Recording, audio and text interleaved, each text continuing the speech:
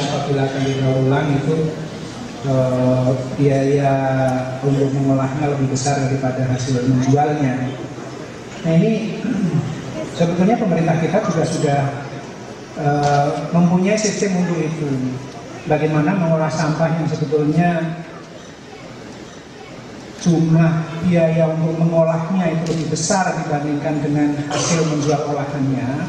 Ini maka kemudian pemerintah ini memberikan pembayaran kepada swasta, tapi kepada swasta yang tidak bisa kepada perorangan begitu ya, langsung diberikan oleh pemerintah. Karena pemerintah ini dalam membayarnya ini menggunakan uang negara, uang rakyat juga, maka harus jelas pertanggungjawabannya. Maka untuk saat ini itu yang bisa dilakukan mekanisme seperti itu adalah model kerjasama pemerintah dengan badan usaha. Jadi kalau perusahaan pengolah sampah itu berupa badan usaha, maka kemudian badan usaha yang mengolah sampah yang sebetulnya tidak memiliki nilai ekonomi, jangankan plastik tadi yang disampaikan oleh Pak Saud begitu ya, yang tipis, kecil, lebih dari itu, seperti misalnya sampah sisa nasi, sisa sayuran itu kan, ataupun sisa-sisa bahan organik yang bau-bau itu kan nggak ada yang membeli kan. Nah ini oleh pemerintah pun itu mau membayar seperti itu. Tapi untuk saat ini baru untuk pengusaha besar. Ini yang sebetulnya kami ingin, ini juga di dalam pembahasan kebijakan dan strategi yang sekarang sedang dirumuskan. Itu bagaimana, karena yang menghadapi persoalan seperti itu adalah pemerintah daerah. Oleh karena itu bagaimana kemudahan untuk mengakomodir para pengusaha yang bisa mengolah sampah menjadi sumber daya, tapi kelasnya adalah ataupun skalanya kecil, ini juga bisa dimudahkan begitu ya. Tidak hanya perusahaan besar saja. Nah ini mudah-mudahan nanti ke depan dengan tadi Pak Direktur sampaikan, ini masuk ke dalam kebijakan dan strategi, dan saya kira itu yang paling cepat untuk bisa mewujudkan Indonesia bersih, karena yang bergerak di lapangan adalah itu. Gitu. Nah, karena itu mudah-mudahan bisa dirumuskan nanti di dalam perumusan kebijakan dan strategi. Kemudian, cukup ya. Makasih. Baik, terima kasih. Kalau boleh saya sebutkan bahwa sampah plastik merupakan sumber daya yang terbarukan yang bisa dioptimalkan untuk didaya gunakan sebagai daur ulang. Oleh karena itu perlu adanya kerjasama yang komprehensif, yang intensif antara pemerintah, pengusaha maupun asosiasi ataupun penggiat daur ulang untuk mencapai tujuan yang ingin kita capai bersama-sama, yaitu Indonesia Bersih Sampah 2020. Terima kasih. Kita berikan aplaus kepada ketiga pembicara ini.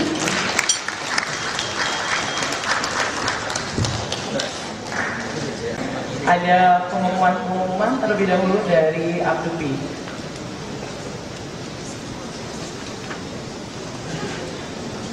Terima kasih. Untuk teman-teman dari peserta semua, kami dari Abdupi membuka pendaftaran ya untuk anggota Abdupi. Silakan nanti yang ingin mengisi formulir atau masuk pendaftaran nanti di jam pendaftaran.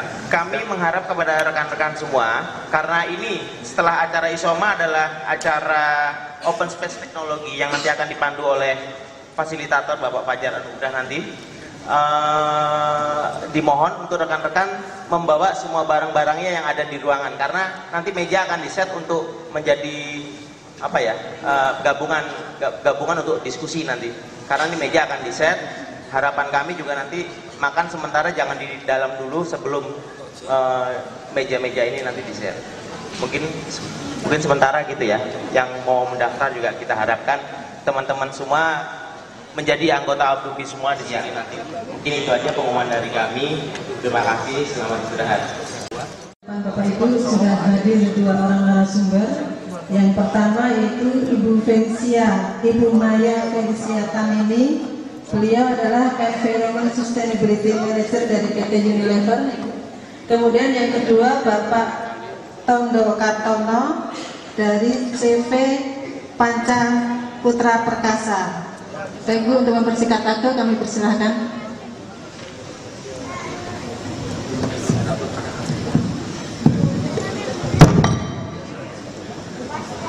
Baik, selamat siang. Assalamualaikum warahmatullahi wabarakatuh. Salam sejahtera untuk kita semua. Pertama-tama, presentasinya betul yang tadi, Pak. Pertama-tama perkenalkan diri, saya Maya dari Unilever. Saya di sini selain mewakili Unilever juga mewakili dari Coalition for Sustainable Packaging, yaitu mungkin maksudnya saja adalah koalisi dari beberapa perusahaan. Tadi banyak-banyak disebut ya. Kami ini ada beberapa perusahaan, ada Coca-Cola, Unilever, Indofood, Aqua Danone, Tetra Pak, dan Nestle yang kami sangat concern dengan kemasan kami. Nah, kemudian di sini ada juga beberapa perwakilan dari kami, ada rekan kami Ibu Rati dari Nestle dan juga ada Bapak Rahmat dari Danone yang ada di sebelah sana. Kemudian sebelum memulainya bisa langsung selanjutnya apa sih yang kami lakukan? Kami mulai di tahun 2010, ada banyak yang kami lakukan. Yang pertama adalah kami melakukan workshop internal di antara kami sendiri untuk membicarakan program-program kami bersama terkait dengan kemasan. Kemudian kami juga melakukan studi bersama tentang komposisi sampah Jakarta bersama Universitas Indonesia. Waktu itu kami lakukan di tahun 2010 dan 2011. Kemudian kita juga mempunyai berbagai forum dialog dengan Kemenperin dan KLH tentang pengelolaan sampah kemasan yang melibatkan berbagai macam ahli dari UI, ITB, dan BPPT. Dan juga kami juga mempunyai workshop untuk memberikan masukan bagi penyusunan peta jalan pengelolaan sampah. Jadi ada banyak sekali yang telah kami lakukan karena memang kami tidak tinggal diam tapi sangat aktif dalam isu sampah ini. Ini adalah hasil studi yang kami lakukan di tahun 2010 melihat sampah kemasan itu ada banyak. Tapi kalau dilihat dari komposisi sampah di kota besar itu seperti apa? Ini kami lakukan di Bantar Gebang, Jakarta. Karena bapak-bapak ibu-ibu sini semua pasti sudah tahu bahwa komposisi sampah di depan rumah kita, di TPS dan landfill itu pasti berbeda. Mungkin di sampah depan kita masih banyak kemasan air mineral, tapi begitu di TPS saja sudah tidak ada karena sudah diambil.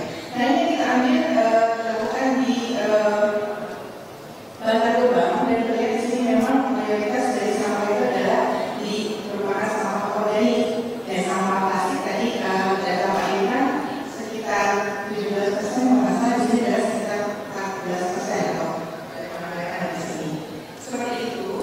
Kemudian dari sampah plastik di sini kalau kita berada lagi, ternyata 46% itu adalah sampah kresek yang tadi dibilang oleh Pak Saud bahwa sampah yang paling ringan dan tidak ada nilainya. Yang selanjutnya, nah kita kemudian juga mempunyai rekomendasi bagaimana sih kalau kita melakukan pengelolaan sampah. Jadi adalah usulan dari kami yang pertama adalah kita sudah sebutkan Jakstranas ya, kami juga melihat bahwa Jakstranas itu sebagai acuan kebijakan pengelolaan sampah itu sangat diperlukan dan itu harus dilakukan secara komprehensif, di mana pengelolaan sampah organik yang jumlahnya juga lebih besar sebaiknya juga diberikan bobot dan perhatian yang sama dengan sampah non-organik. Tadi ada yang disampaikan bahwa jangan sebut pemulung, sebutlah pemerhati lingkungan. Saya tidak setuju. Sebenarnya pemulung itu adalah profesi. Di dalam statistika itu adalah profesi. Saya sebelum bekerja di bidang sampah ini, saya bekerja di bidang pertanian. Dan pertanian itu ada profesi namanya petani. Kalau saya lihat yang dilakukan petani itu mirip-mirip seperti yang dilakukan pemulung, itu melakukan sesuatu dari dulu yang kemudian menjadi bahan baku dari industri daur ulang atau sekalian. Bantuan dari pemerintah kepada petani sudah jelas ya, mengayominya dan sebagainya. Pemulung tidak ada, sehingga menurut kami justru pengetahuan terhadap adanya sektor informal ini sangat penting. Jadi kalau saya bilang tadi, saya menyampaikan bahwa yang di hulu itu abu-abu, harusnya tidak abu-abu. Itu harusnya lebih jelas sehingga kita bisa tahu dengan siapa yang bisa bekerja. Seperti itu. Kemudian yang berikutnya adalah memasukkan juga inisiatif yang sudah dilakukan oleh industri penggunaan kemasan, tadi sudah banyak yang disampaikan, dan juga perlu dipertimbangkan tentang kemasan barang impor, siapa yang bertanggung jawab terhadap plastik atau styrofoam tersebut dan bagaimana mekanismenya. Jadi industri yang produk-produk yang berkembang yang tersebar di Indonesia tidak semuanya diproduksi oleh produsen yang ada jelas siapa ya, tapi importirnya atau kita menunggu sampai produsennya yang di desa asalnya. Nah, bagaimana ini bisa juga diperhatikan mekanismenya. Kemudian perlu dipertimbangkan tata kemasannya, itu sebetulnya ya. Selain plastik, sebaiknya kemasan lain yaitu kaleng, karton dan lainnya juga dimasukkan ke dalam program pengolahan sampah industri. Mungkin itu sebenarnya kepada pemerintah karena teman-teman itu juga adalah dari industri. Lanjut. Kemudian penggunaan kemasan biodegradable sudah banyak disampaikan, itu memang bisa dilakukan, tapi tidak semua produk itu bisa dikemas dengan kemasan biodegradable. Karena contohnya untuk makanan tetap harus ada fungsi perlindungan yang hanya bisa dilakukan oleh plastik tertentu. Dan juga perlu diberikan edukasi kepada para pemangku kepentingan terkait dengan tata kelola sampah, dan juga sama sekali perlu forum untuk berbagi pengetahuan dan pengalaman antara industri dan pengembangan pengolahan sampah yang telah dilakukan. Mungkin kalau bisa kita memang melakukan dialog ini dari industri pulang, dan kami sangat terbuka. Kemudian ada satu lagi yang ingin saya sampaikan mengutip dari diskusi sebelumnya. Tadi disampaikan harus ada tanggung jawab dari industri. Ya, kami juga memikirkan hal itu, tetapi tentunya tidak boleh terpisah. Semua dari kita punya tanggung jawab.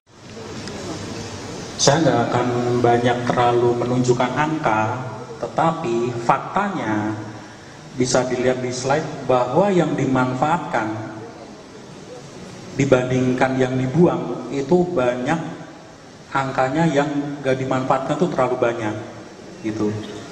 Next.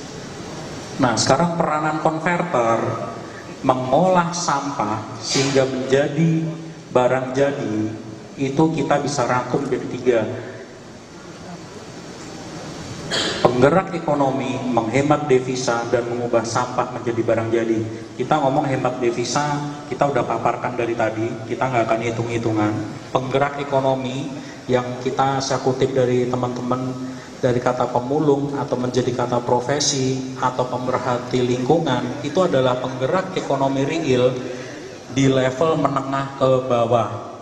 Jelas-jelas kita ada partisipasi di hal-hal seperti itu. Kenapa sih kita bisa menjadi penggerak ekonomi? Bagaimana sih?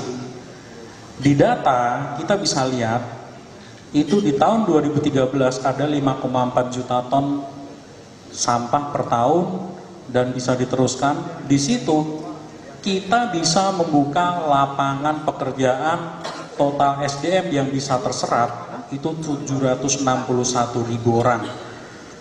Kenapa hal ini nggak pernah kita sadari bahwa kita sebetulnya bisa menggerakkan ekonomi real di bawah itu seperti itu. Hemat devisa, bagaimana bisa? Faktanya tetap kita akan tetap impor karena produksi Chandra Asri, Titan, Pertamina itu tidak bisa memenuhi kebutuhan dalam negeri. Tetapi ada barang-barang tertentu yang memang seharusnya kita nggak usah impor gitu loh. Saya pernah mengurus izin impor untuk pabrik saya sendiri, dan akhirnya saya give up, saya menyerah. Karena apa? Ternyata banyak sampah yang dibawa itu sebetulnya masih bisa kita gali terus gitu loh. Kenapa harus import? Toh ternyata import sampah itu juga nggak gampang, harus lewat Sukovindo, ini itu, lewat pelabuhan, terlalu banyak ya hal-hal yang membuat kita akhirnya males untuk melanjutkan izin import itu tersendiri gitu loh. Next. Nah, tantangan bagi kita semua dari pemulung, pengepul, penggiling, konverter, sampai grosir, itu saya rangkum menjadi 3. Kepastian perizinan, modal dan fiskal, dan support pemerintah. Ini nggak bisa dipisahkan. Kenapa kepastian perizinan? Bayangkan ada supplier saya, pengepul, dia hanya punya tanah di desa, nggak punya uang. Di situ dia cuma ngumpulin sampah di situ. Didatengin lah oleh oknum Satpol PP, oknum ya. Izinnya mana? Nggak ada. Kalau minta izin, langkahnya pasti harus izin gangguan HO. Harus minta tanda tangan kanan, kiri, belakang, depan. Habis itu minta tanda tangan lurah, lanjut lagi ke kecamatan, lanjut lagi sampai ke pemerintah kabupaten. Minta izinnya tuh berlapis-lapis. Dan pasti amplopnya juga berlapis-lapis. Itu fakta. Itu fakta. Kemudian masih disinggung modal. Tetapi pada saat pelaku daur ulang meningkatkan kapasitas produksinya sehingga tembus sebulan omset 400 juta sebulan, Anda tahu akibatnya apa? Dari secara fiskal, Anda harus mengeluarkan, mengkukuhkan badan usaha Anda menjadi PKP. Anda harus nambah PPN 10%.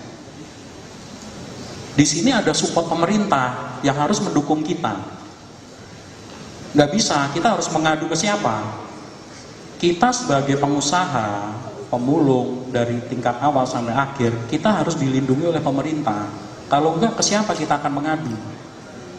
Kita dibantu oleh asosiasi di sini untuk membawa unek-unek kita disampaikan ke pemerintah, bagaimana kolaborasi pengusaha yang orientasinya uang dan pemerintah yang orientasinya ini menjadi bebas sampah 2020 ini harus bisa matching, karena peraturannya ini tumpang tindih.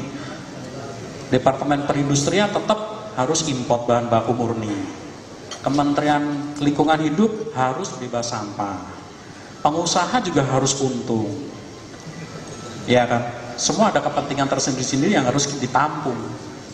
Nggak bisa kita menang sendiri, nggak bisa egois. Jadi memang ada di sini kita harus berkolaborasi, gitu. Nah, pelaku DUP yang memiliki omset 4,8 M setahun akan dikenakan PPN 10%. Saya tolong lihat Bang Saud. Dia juga bisa jadi supplier saya. Dia pasti omset setahun lebih dari itu. Apakah Bang Saud bisa mengeluarkan faktur pajak kepada saya? Bisa nggak Bang? Nggak bisa. Ini akan menjadi kesulitan kita. Gitu. Angka 400 juta sebulan di dunia daur ulang itu mudah sekali tercapai. Itu cuma berapa truk sih untuk nyampe sebulan 400 juta? Berapa Bang? 2-3 truk Bang? Ya kan, sekitar 3 truk itu. Nah, di situ pelakunya kita lihat dari penggiling, pemroses, konverter, margin kotor hanya 5-7%, belum dipotong susu, ongkos kirim, data kuning, dan akhirnya terkena PPN 10% yang kedua kalinya dan bisa ketiga, keempat, ketujuh kalinya. Karena apa? Barang plastik kan berulang terus. Akibatnya, kalau ditambahkan PPN 10%, akan mendekati harga biji orisinil. Akhirnya, kita sebagai konsumen, kalau beli barang daur ulang, selisihnya ditambah 10% PPN itu, selisih 2.000 atau 3.000 dengan murni, pilih mana? Pilih murni. Kan cuma selisih sedikit. Gitu. Saya pernah sebelum Lebaran, kira-kira bulan Maret atau April, saya diskusi masalah hal ini dengan Ketua Wakil Pres Dewan Pertimbangan Presiden dengan Ibu Suryati Ningsih. Saya diskusi dengan dia. Saya ngomong, Bu, kenapa daur ulang itu harus kena PPN? Loh, undang-undangnya seperti itu Mas. Kan barang dari botol, digiling, ada nilai tambah. Ada juga ada nilai tambahnya, harus kena 10%. Akhirnya saya bilang begini, coba Ibu minum botol gelas aqua deh. Ibu beli gelas aqua itu ada PPN-nya dong? Wah ada, ini ada PPN yang kita beli. Dibuang oleh kita, dipungut di jalan, dikumpulin, digiling, dijadikan biji lagi, kena PPN lagi, double PPN-nya. Baru Ibu saya oh iya ya, kok bisa double ya? Baru dia mengerti, ini harus direvisi.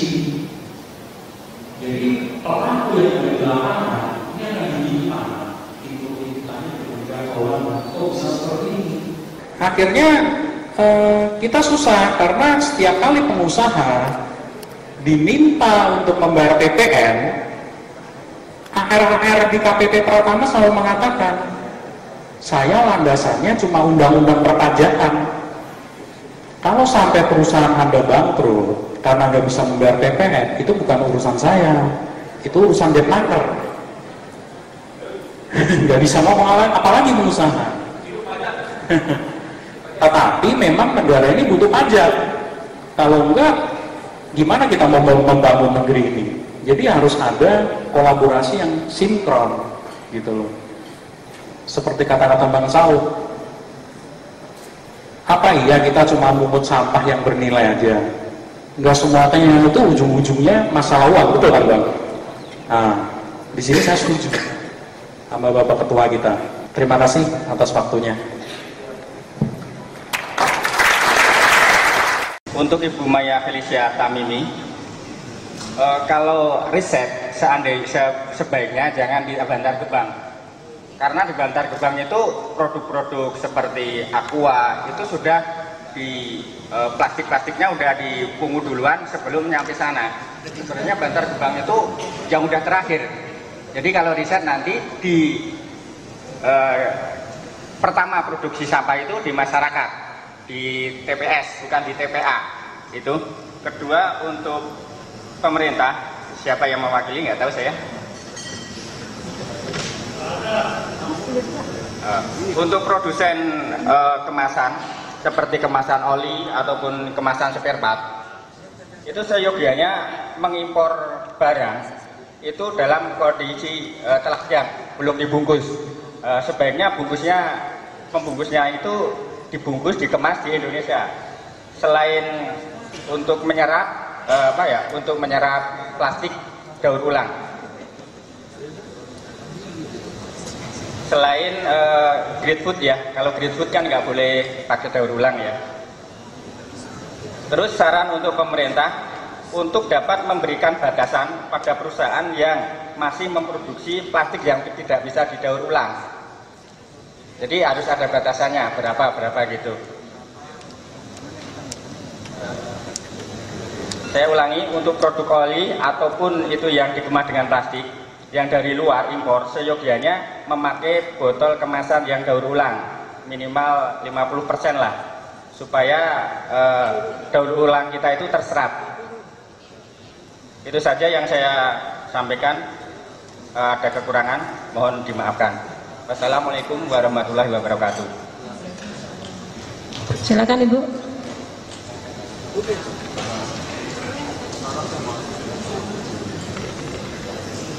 Assalamualaikum warahmatullahi wabarakatuh.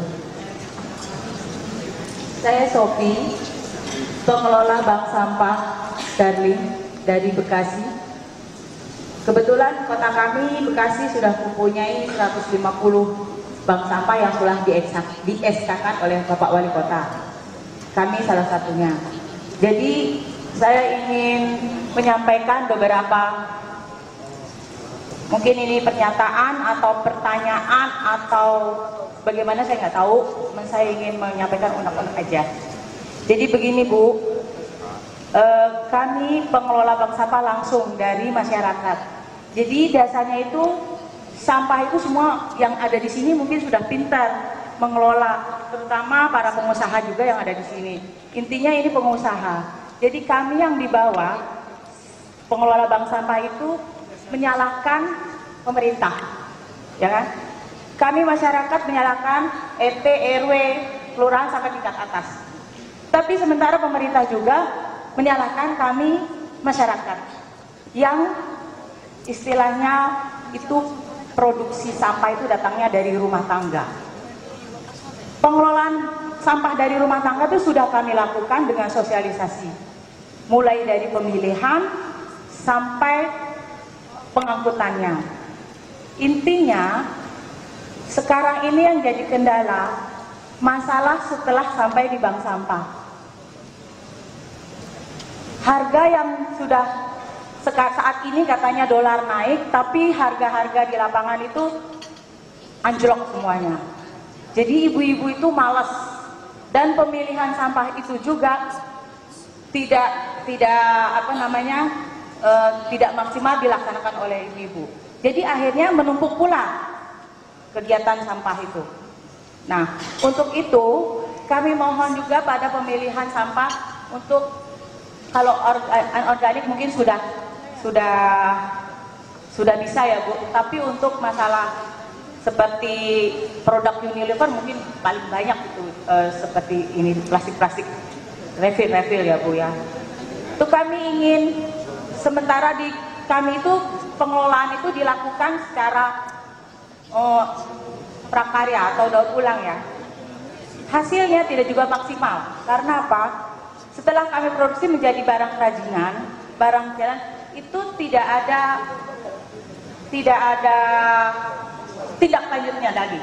Sementara pemerintah dari dinas kami kemarin kami sudah ada sosialisasi katanya jeruk makan jeruk gitu.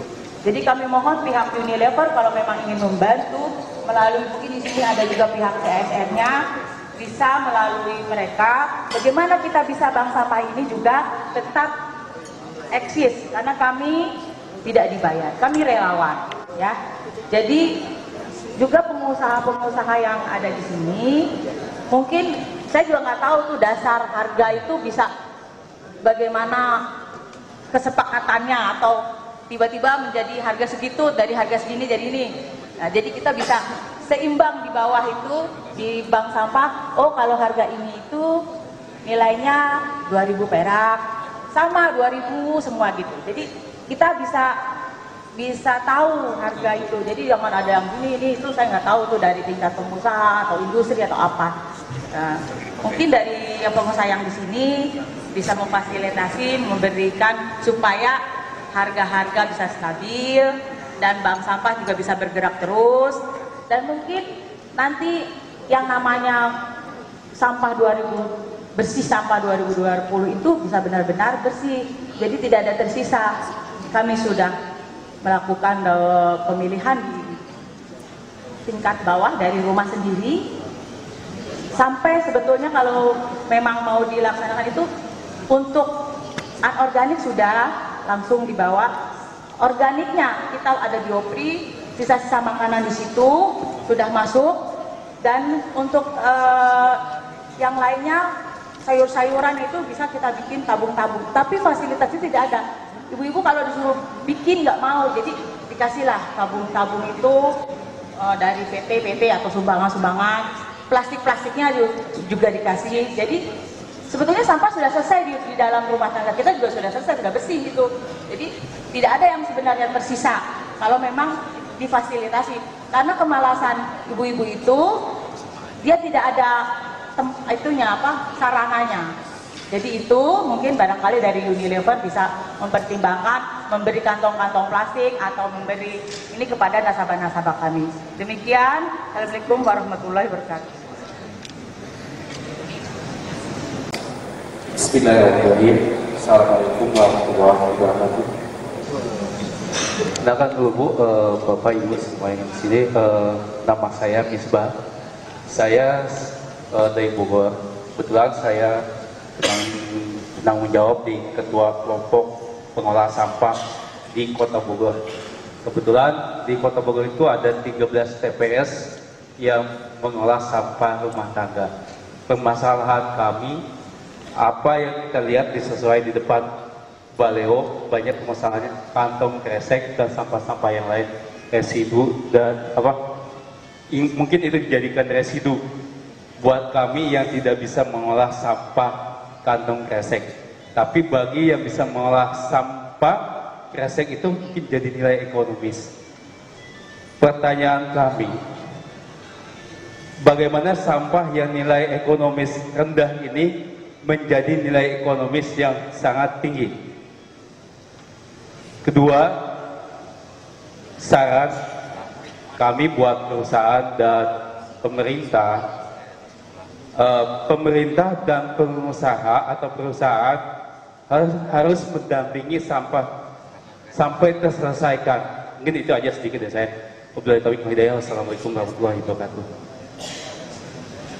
Untuk riset memang kami melakukan di di semua level Pak. Jadi kita melakukan riset di bagaimana timbulan sampah di perumahan. Jadi ada riset di RW tertentu, dilihat dari yang levelnya agak menengah ke atas sama menengah ke bawah. Jadi kita punya sangat detail. Tentunya kalau yang menengah ke atas organiknya lebih sedikit dibandingin anorganiknya lebih besar dibandingkan non-organik. Kebalikannya kalau yang menengah ke bawah lebih banyak organiknya. Tapi ada juga yang menarik, kadang-kadang di perumahan yang menengah ke atas kadang-kadang juga ditemukan di mana organiknya tinggi karena banyak sisa makanan. Jadi makanya kita kalau makan tuh harusnya dihabiskan kalau kita ngambil, karena kalau nggak itu jadi sampah dan kontribusinya terhadap lingkungan itu juga luar biasa. Ya mungkin itu sedikit. Dan kita juga melakukan di TPS dan kita melakukan di bank sampah dan juga di landfill di beberapa kota. Jadi